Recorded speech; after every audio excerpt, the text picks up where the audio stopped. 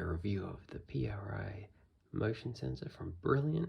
This is a smart sensor, so you can work with the tuya app and you can configure it to turn on at certain times and be triggered by motion events to turn on lights. Of course, this is going to be configured in the tuya app, which you're going to connect to a cloud server, so you have some reliance on the cloud there.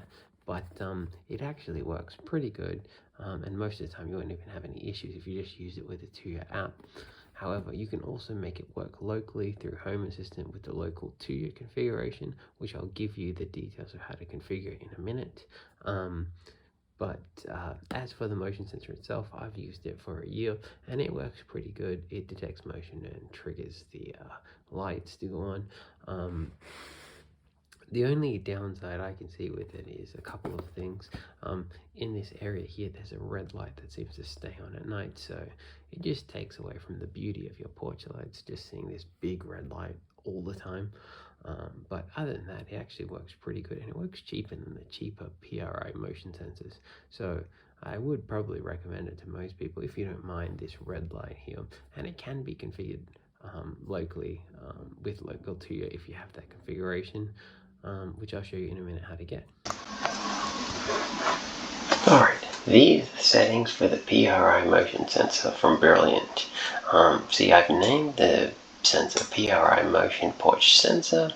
You'll need to find your local key, which you can find out how to do in the link below.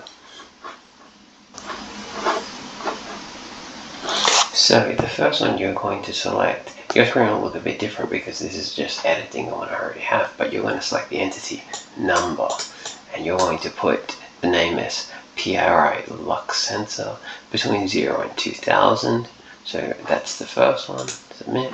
The next one is also a number, and you're going to put PIR time between 10 and 600 seconds.